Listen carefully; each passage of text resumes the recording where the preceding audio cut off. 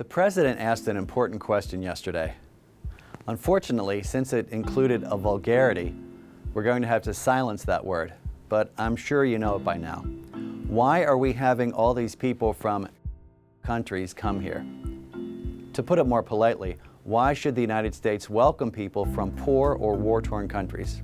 Here are 5 reasons, for Christians at least. First, let's talk about someone important who came from just such a place. Jesus himself. Nazareth at the time was a minuscule town of 200 to 400 people, where people lived in small stone houses, and archaeologists say garbage or excrement was dumped into the alleyways. Can anything good come from Nazareth, says the Apostle Nathanael when he hears where the Messiah is from? Jesus, in other words, came from a place. What's more, in the Gospel of Matthew, Jesus tells his disciples that when they welcome the stranger, they welcome him. In Luke's Gospel, in the parable of the Good Samaritan, Jesus critiques 2 men who pass by a stranger on the side of the road rather than help him. And by the way, Jesus doesn't say help the stranger when it's convenient or easy, or when the person is not from a country. He says help them, period. The Hebrew Scriptures earlier on repeatedly ask us to care for the alien among us, in other words, the refugee.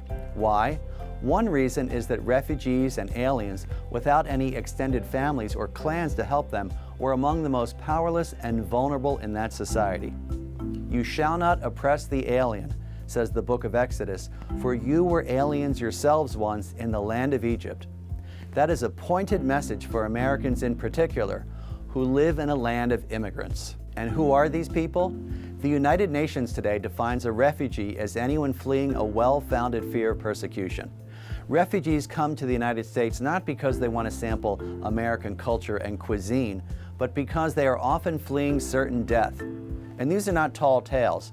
During my time with the Jesuit Refugee Service in East Africa in the 1990s, I knew people who had seen family members killed before them. In the case of migrants, they come fleeing poverty. In both cases, refugees and migrants, the needs are desperate, and they need our love most of all. And that love needs to be put into action. Do you think that human beings deserve simple things like food, shelter, and clothing? Then you must put that good wish into action. As the letter of James says, if you say, go in peace, keep warm and well fed, and yet you do not supply for their bodily needs, what is the good of that?